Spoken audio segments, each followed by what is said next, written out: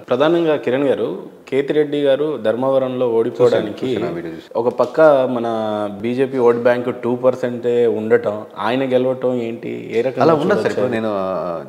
నేను వ్యక్తిగతంగా ఇండివిజువల్‌గా ఆయన మీద ఉన్న అలిగేషన్స్, కేసెస్ నాకు సంబంధం లేదు. బట్ నేను ఐ అడ్మైర్ హిమ్ నిజంగా కేతిరెడ్డి గారిని పర్సనల్‌గా. ఎందుకంటే అన్ని దగ్గరలో తిరుగుతుంటారు. చూస్తున్నా ఓవరాల్‌గా గడిచిన 5 ఇయర్స్‌లో. పర్సనల్లీ నేను ఎవరైనా ఎమోషనల్‌గా కనెక్ట్ ఇలా ఉండాలి అనుకున్నది కేతిరెడ్డి గారే. అదర్ ఫ్యాక్టర్స్ వేరే విషయం. నేను అది మామూలుగా నేను మాట్లాడే అంశం వచ్చేసి పొద్దున్న లేస్తే ఒక 2-3 అవర్స్ స్పెండ్ చేస్తున్నారు. అంతవరకు కరెక్టే కదా. జనాలు తిరుగుతున్నారు, మాట్లాడుతున్నారు. ఇన్ని సమస్య ఇప్పుడు ఆబ్వియస్గా పాలసీల్లో మీరు ఎక్కువ ఫ్రీ స్కీమ్సే వెళ్తున్నప్పుడు ఆ గవర్నమెంట్ రిప్రజెంటేటివ్ ఎమ్మెల్యే కూడా అవి అడుగుతారు. మా పెన్షన్ రావట్లేదు అవి అడుగుతారు.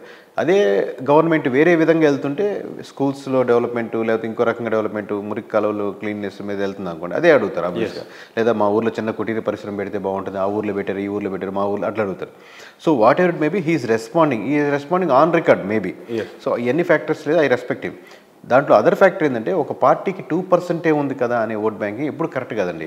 లెట్స్ సే మీకు జనసేన తీసుకుందాం అనుకోండి, జనసేనకి లాస్ట్ టైం 5-6% వచ్చింది అనుకోండి. జనసేన ఓట్ బ్యాంకింగ్ 6% కాదు. ఇప్పుడు ఆబ్వియస్గా లైన్లో వచ్చి ఓట్లు లేని వాళ్ళు కూడా పోటీ లేని ఓట్లు కూడా ఉంటారు. ఆబ్వియస్గా ఎందుకంటే దానికి 4 రెట్లు ఉండొచ్చు, 3 రెట్లు వేరే విషయం. ఓటు పడ్డది కదా అని ఇప్పుడు మీరు కొత్తగా పార్టీ పెట్టేశారు. మీరు కొత్తగా పార్టీ లాస్ట్ టైం మీకు ఓట్ బ్యాంకింగ్ లేదు కదా.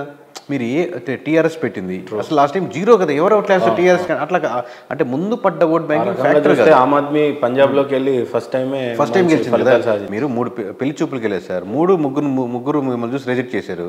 ముగ్గురు రిజెక్ట్ చేసిన 4వ సంబంధం ఎలా అవుద్ది? అది అనలేం కదా. ముందుది అది కాదు. ఇప్పుడు ఓవరాల్ 2% పడింది ఏంటంటే అక్కడ ఉన్నట్టు పోటీలు అది నిలబడలేకపోయింది. ఇప్పుడు ఆ పోటీ ఉన్న పార్టీతో అసోసియేట్ అయింది. ఇప్పుడు ఏంటంటే మీరు సక్సెస్ఫుల్ ఎప్పుడవుతుందంటే ఇక్కడ కమలం గుర్తుకి ఓట్ వేయాలి, ఇక్కడ సైకిల్ లేదు, ఇక్కడ గ్లాస్ లేదు. సో వీళ్ళంతా కలిసి దీనికి ఓటు వేయాలనేది. సో వాళ్ళంతా ఓట్ బ్యాంకింగ్ అని ఇదంతా బీజేపీ కాదు. అట్లా చెప్పి 2% పడిందంటే బీజేపీ వాళ్ళు ఎవరు లేరని కాదు.